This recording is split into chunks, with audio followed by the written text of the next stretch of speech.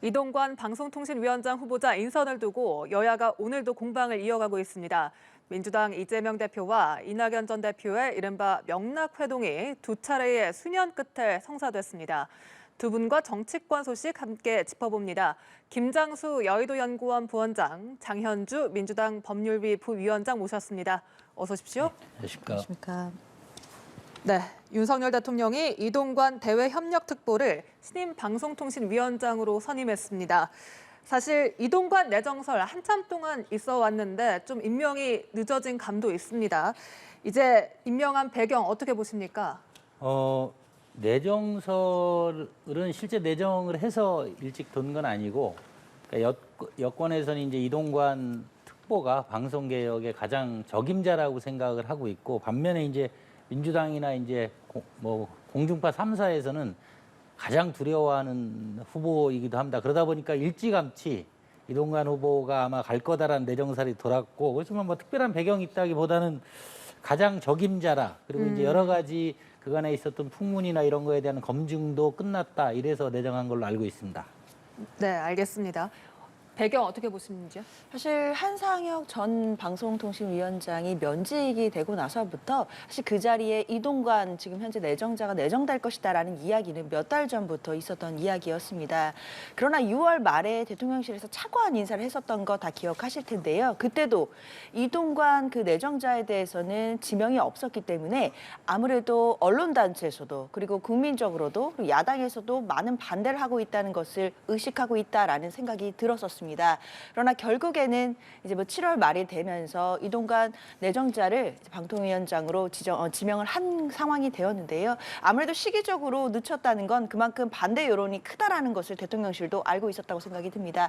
그렇기 때문에 이 반대 여론에 대해서 과연 어떻게 부딪혀 나갈지, 그리고 앞으로 청문회 과정이나 이런 부분에서의 어떤 여론 형성 방향, 이런 부분에 대해서도 여러 가지 고려 끝에 이제 좀 늦은 감이 있지만 이동관 그 위원장을 내정자로 지명을 한 것으로 그렇게 봐야겠습니다. 네, 이동관 후보자는 무엇보다 공정한 미디어 생태 복원을 이루겠다, 이렇게 포부를 밝히면서 가짜뉴스 문제, 또 공영방송의 신뢰 회복도 강조를 했는데 윤석열 정부의 방송개혁에 좀 속도가 붙겠죠?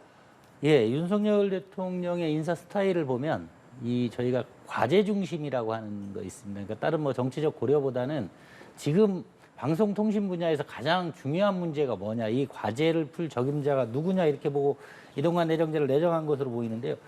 지금 방송과 관련해서 국민들이 가장 우려하는 게 편향성 문제입니다.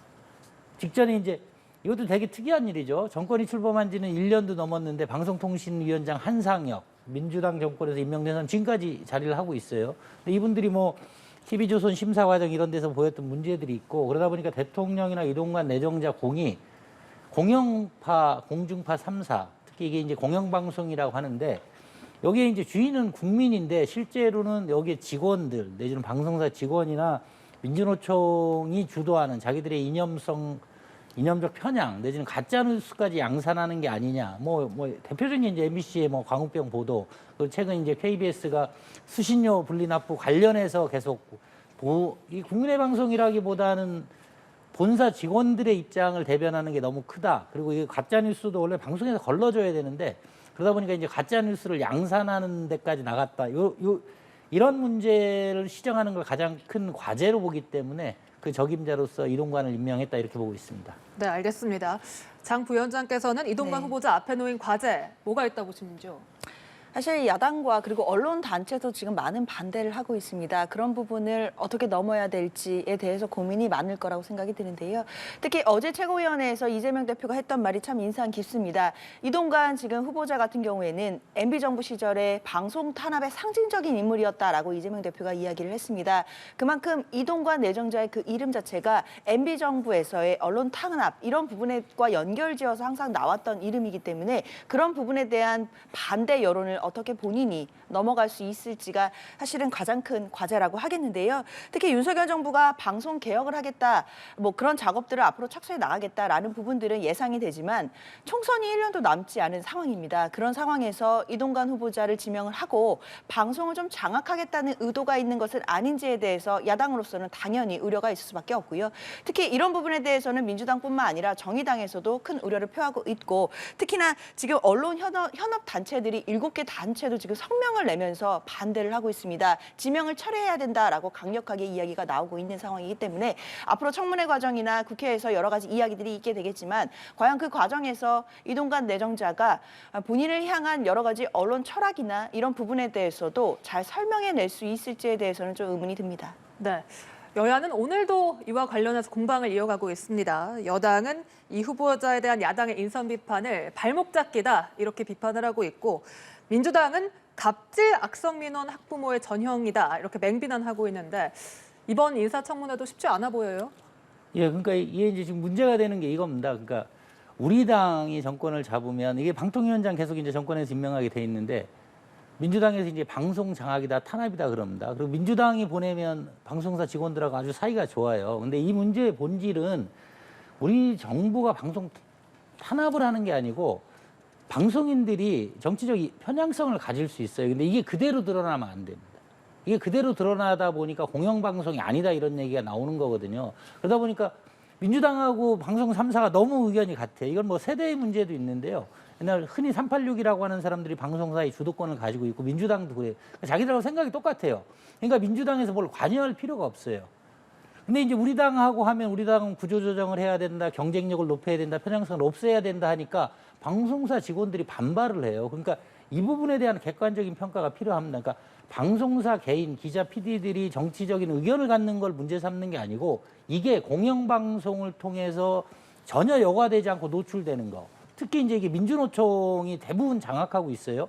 민주노총의 의견이, 그러니까 보수 정부가 들어오면 정부에 대한 반대 투쟁으로 갑니다. 거기서 제가 MBC 광우병 보도 말씀드렸지만, 정권 타도 투쟁을 해요, 이 사람들이. 이게 말이 안 된다는 겁니다. 그러니까 이거는 제 생각에는 방송개혁은 정부도 노력해야 되지만 방송사 구성원들도 이 부분에서 자신의 정치적 의견이 공영방송을 통해서 그대로 노출되는 거, 그리고 가끔은 편파방송이나 가짜뉴스까지 그냥 내보내는 거에 대한 반성이 있어야 방송개혁이 제대로 이루어질 거라고 봅니다. 네. 이 8월 임시국회가 시작되는 8월 셋째 주쯤 인사청문회가 잡힐 걸로 전망이 되고 있는데, 이번 인사청문회 어떻게 예상을 하시는지요?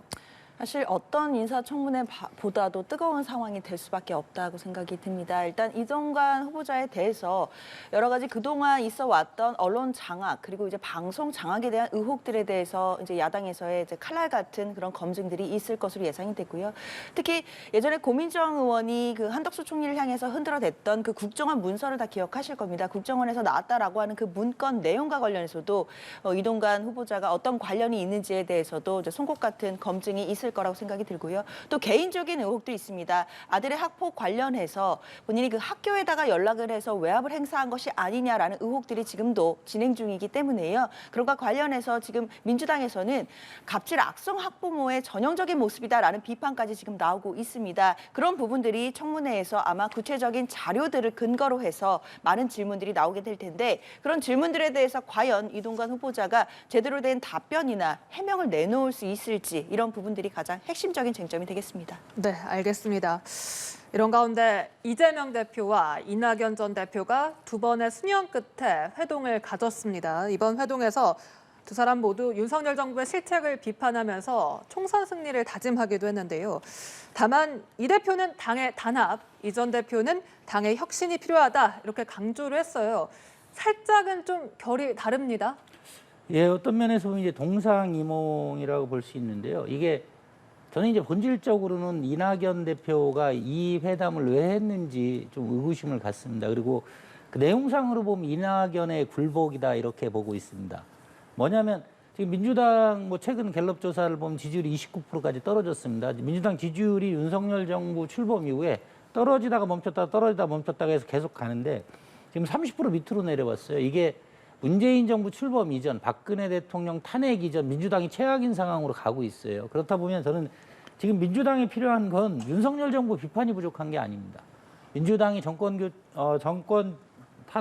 재장악하는데 실패했고 5년 만에 정권 교체가 됐어요. 그리고 지지율이 계속 하락하고 있으면 이 문제에 대한 답을 찾아야 될 시점입니다. 이게 이재명 대표로 대표되는 주류가 그걸 안 한다면 이낙연 대표가 비주류로서 그 목소리를 내야 되는데 저는 지금 이낙연 대표가 이낙연 대표 주변에 있는 친이낙연계라는 사람들의 공천권 때문에 지금 어정쩡하게 이재명 대표한테 개혁이나 혁신의 목소리를 내지 못하고 굴복했다. 그러다 보니까 생각은 다른데 어정쩡한 미봉책으로 가다 보니까 이런 동상이몽이다라고 하는 평가가 나오는데 저는 민주당 전체적으로 보면 비주류인 이낙연 대표가 개혁과 혁신의 목소리를 내는데 실패하고 그냥 모양새만 좀 갖췄고 뭐 공천권 배분을 위한 타협, 야합 이 정도로 그쳤다 이렇게 보고 있습니다. 네, 동상이몽이다 이렇게 평가를 해주셨는데요. 장 부위원장님.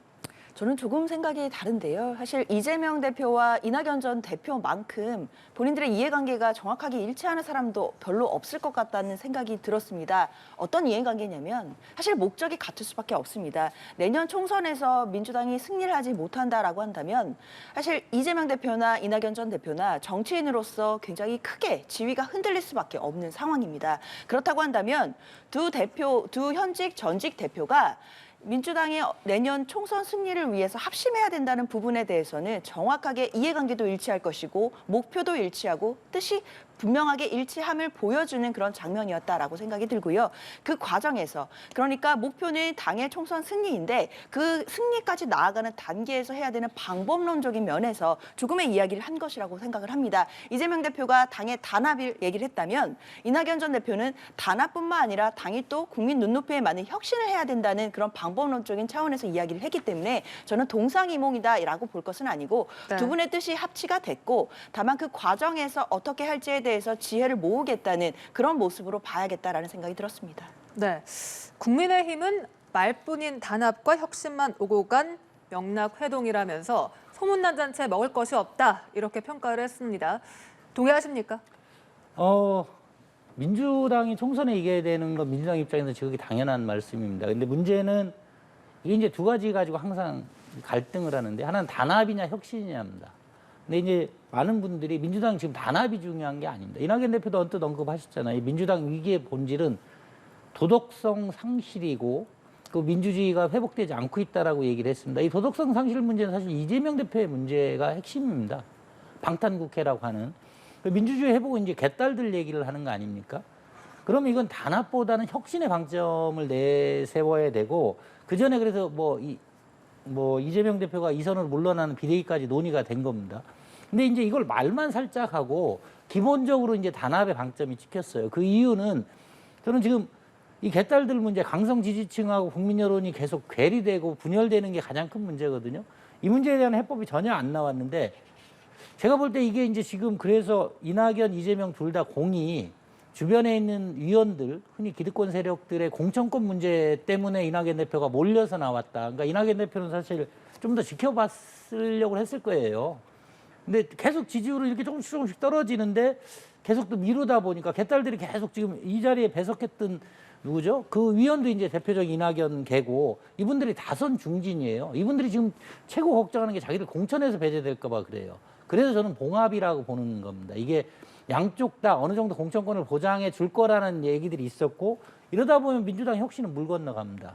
그러니까 이낙연, 이재명 두 개파 의원들한테는 좋은 해결책이겠지만 민주당 전체로 지금 상태를 유지하고 혁신하지 않고 총선에서 이길 수 있는가. 그러니까 민주당 전체를 위기에 몰아넣을 회동이다 이렇게 보고 있습니다. 네, 민주당 내에선 이번 만남에 대한 평가가 어떻습니까? 일단 첫 만남 치고는 전 나쁘지 않다라는 평가가 대부분입니다. 어제 분위기도 굉장히 좋았고요. 거의 2시간에 걸쳐서 막걸리를 곁들인 저녁 식사였습니다. 이낙연 전 대표가 막걸리를 좋아하시기로 또 유명하다는 얘기들도 있거든요. 그렇기 때문에 이제 막걸리 회동이 있었고 저 사진에서 나오는 그 꽃다발은 이재명 대표가 준비를 해서 이낙연 전 대표에게 이제 주는 장면인데요. 그만큼 서로 간에 덕담이 오가고 좀 분위기가 화기애애했기 때문에 나름대로 그리고 이낙연 전 대표가 이제 한국에 귀국해서 거의 한 달여 만에 만나는 첫 만남치고는 시작은 참 좋았다라는 생각은 듭니다. 그리고 첫 술에 배부르기는 어려울 겁니다. 저 첫 만남으로 모든 당의 문제가 전체가 다 풀어지고 내년 총선을 위한 전략이 나오고 이러기는 어려울 겁니다. 당연히 현 대표와 그리고 전직 대표가 머리를 맞대고 앞으로 총선 승리를 위해서는 민주당이 어떤 일을 해야 되는지 국민의 마음을 얻고 또 중도층 국민들께 확장해 나가기 위한 전략을 어떻게 해야 될지는 앞으로 계속해서 만남과 그리고 생각 공유를 통해서 얼마든지 더 나올 수 있는 문제라고 생각이 들고요. 국민의힘에서는 물론 호평이 나왔습니다. 그만큼 국민의힘에서는 어쩌면 가장 꺼리고 가장 두려운 그림일 수도 있겠다라는 생각이 듭니다. 이재명 대표와 이낙연 전 대표가 뭔가 분열하고 계파 갈등이 있는 모습들이 나와줘야 어떻게 본다면 전략적으로 국민의힘에 더 유리할 수 있을 텐데 민주당이 굉장히 단합된 모습을 앞으로 보이게 된다라고 한다면 당연히 집권 여당이 국민의힘으로서는 또 불안한 마음이 들 수 있다고 생각합니다. 그런 마음에서 호평들이 쏟아져 나온다라는 생각이 드는데요.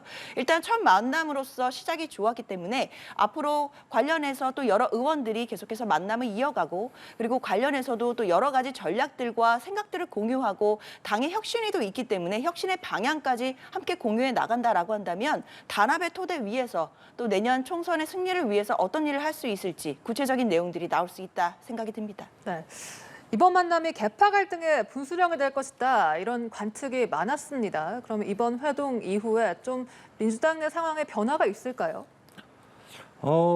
이봉책이라 근본적인 해결책이 안 됩니다. 그러니까 지금도 이제 그러고 나서 두 분 회동하고 나서 계속 나오는 게 공천룰이에요, 하나가. 공천룰의 핵심이 뭐냐면 지금 민주당 강성 지지층, 이재명 지지층이라고 하는 얘기하는 개딸들이 주장하는 게 당원들의 영향력을 높이자라고 하는 겁니다. 그러다 보면 지금 당원들이 투표에 대한 공천 결정력을 높이자 이러면 아마 이낙연계, 흔히 그분들이 수박이라고 불리는 분들이 다 공천에서 탈락할 겁니다. 이게 이제 하나는 공천룰하고 관계된 거고 또 하나가 기명투표인데 기명투표는 그거 말씀하는 거 아닙니까? 체포동의안. 체포동의안 할 때 지금 이제 민주당 원래 이재명 대표 대선 공약이기도 하고 민주당의 공식적인 입장이 불체포 특권 포기한다는 겁니다. 근데 이걸 개딸들이 요구하는 게 기명투표하자는 겁니다. 그러니까 예를 들자면 이재명 대표를 체포할 거냐 할 때 야 체포에 동의한 사람들 자기 이름 걸고 하라는 겁니다. 하지 말라는 거거든요. 그러니까 이 두 아젠다가 지금 민주당의 핵심 아젠다인 것도 벌써 민주당이 뭐 자기 혁신이나 이런 게 아니라 기득권 위원들과 강성 당원들 간의 갈등이고 이게 일단 이제 봉합은 된 것처럼 보이지만 이게 계속 이슈가 될 거예요. 예를 들자면 이재명 대표 체포동의안 또 오면 그때 또 방탄국회 또 할 겁니다. 그럼 뭐 혁신이고 개혁은 하나도 안 되는 겁니다. 그러다가 지지율은 계속 떨어지는 상황이면 다시 또 비주류 의원들은 또 이재명 대표 물러나라 할 겁니다. 그럼 또 이제 개딸들에 의한 수박의 공격이 나올 거고 이 과정이 저는 그래서 이 문제를 크게 풀고 가지 않으면 아주 작은 당의 문제를 가지고 계속 통선전까지 가겠다는 거고 그것도 진정한 해결책도 안 나왔어요. 이거에 대한 답도 안 나왔고 이 문제가 중요하지도 않은데 그렇기 때문에 저는 이낙연 대표가 어쨌든 대선까지 출마했고 지난 정부 총리까지 지내신 분들이 이게 정치 전략가나 평론가들이 할 수준에서의 회담을 이런 의제를 놓고 답도 없이 했다는 거에 대해서 상당히 앞으로 정치적 행보가 어려워질 거다 이렇게 보고 있습니다. 네. 그러니까 공천룰과 기명투표가 지금 민주당 내 핵심 어젠다인데 앞으로 이를 두고 갈등이 계속될 것이다. 개파 갈등 이렇게 전망을 해주셨습니다. 사실 총선을 앞에 두고 공천과 관련된 갈등이 아예 없는 당은 없을 겁니다. 민주당도 물론 공천과 관련해서는 여러 의원들과 그리고 당원들이 많은 이야기들을 하고 있지만 마찬가지로 국민의힘에서도 공천을 앞두면 앞둘수록 많은 갈등들이 쏟아져 나올 겁니다. 그거는 어쩔 수 없이 정당의 운명 같은 것일 텐데요. 그 공천룰에 대한 갈등 자체가 뭐 비명과 친명과의 갈등으로 뭔가 확대되고 재생산되는 일은 저는 별로 없을 거라고 생각이 듭니다. 다만 그런 부분들은 공천을 앞두고 당내에서 있을 수 있는 일이기 때문에 어느 정도 민주당 내에 시스템화된 공천 룰에 따라 잠재워질 가능성이 있다라고 보고요. 일단 어제 이재명 대표와 이낙연 전 대표가 만났다는 것만으로도 굉장히 상징적인 의미가 있습니다.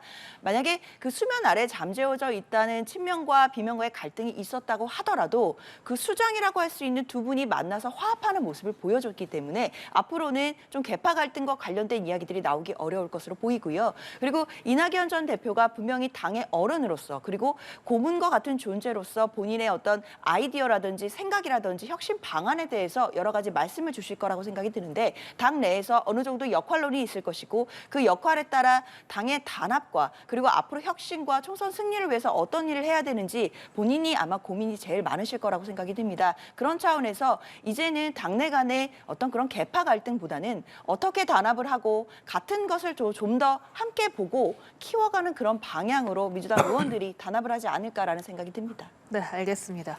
한편 이화영 전 경기도 평화부지사의 쌍방울 대북 송금 관련 진술 번복이 부부 간 법정 싸움으로까지 번졌습니다. 여기에 검찰과 민주당의 대립각도 계속되고 있는데요. 먼저 이 전 부지사의 이런 진술 번복, 그 배경은 뭐라고 보십니까? 뭐 그런 속담이 있습니다. 뭐 한 사람을 영원히 속일 수 있고 모든 국민을 잠시 속일 수 있지만 모든 국민을 영원히 속일 수는 없습니다. 그게 근데 가장 들어맞는 데가 검찰 수사입니다. 그러니까 이화영 전 부지사가 내가 뭘 안 한 거를 했다고 할 수도 없고 한 걸 안 했다고도 할 수가 없습니다. 더군다나 뭐 요즘 검찰이 정권만 바뀌면 다 진상이 다시 밝혀지는 상황이 무슨 뭐 반인권 조작 수사라 그러는데 가장 좋은 건 이분들은 뭐 두 분 다 이재명 대표나 뭐 이화영 부지사나 안 했다 이렇게 하면 좋겠지만 그렇게 버틸 수가 없습니다. 이화영 부지사가 이제 그래서 상황을 보면서 지금 이제 진술들을 바꾸고 있어요.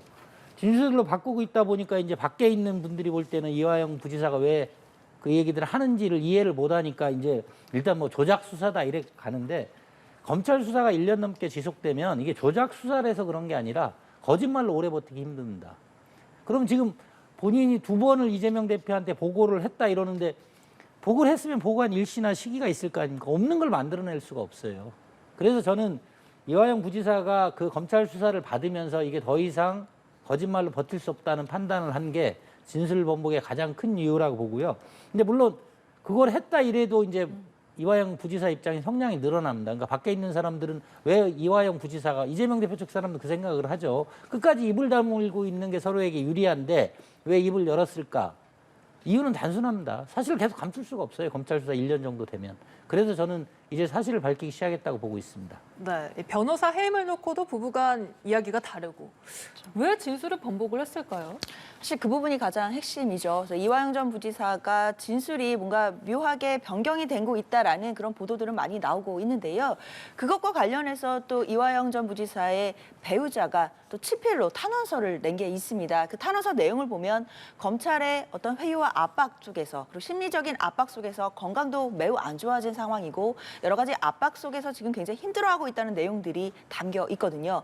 그리고 그 잇따라 나온 이화영 전 부지사의 옥중 친필 편지가 있습니다. 그 편지에 따르면 이재명 대표에게 보고를 했다든가 이런 것은 전혀 아니다라는 취지로 지금 진술을 다시 번복을 하고 있습니다. 그런 상황이기 때문에 민주당으로서는 당연히 배우자와 그리고 지금 당사자인 이화영 전 부지사의 자필 그 편지 내용들을 보면서 검찰의 회유 조작 수사나 또는 심리적인 압박 수사가 있는 것은 아닌지에 대해서 당연히 따져볼 의무가 있다고 생각을 합니다. 특히 이 부분은 인권과도 관련이 있는 것이기 때문에 인권위와 법률위에서 이 부분을 진상조사를 해야 된다라는 취지에서 그래서 그 민주당 의원들이 뭐 특별 면회를 신청하거나 했던 부분들도 있는 것이고요. 그렇기 때문에 진상을 당연히 알아봐야 된다는 입장입니다. 물론 검찰에서는 오히려 민주당이 이화영 전 부지사를 회유하고 있다 이렇게 주장을 하는데요. 그렇기 때문에 이 부분은 정말 사실관계를 따져봐야 되는 것으로 생각이 듭니다. 일단 8월 8일에 이화영 전 부지사에 대한 재판이 다시 열립니다. 그날 분명히 이화영 전 부지사에 대해서 재판장이 입장을 물어볼 상황일 것이라고 생각이 들고요. 그때 어떤 이야기를 하는지에 따라서 이 재판과 그리고 이재명 대표에 대한 수사 향방이 달라지겠다라는 생각이 듭니다. 네, 알겠습니다. 두 분과 정치권 소식 짚어봤습니다. 김장수 여의도연구원 부원장, 장현주 민주당 법률위 부위원장 두 분과 함께했습니다. 오늘 말씀 고맙습니다. 고맙습니다.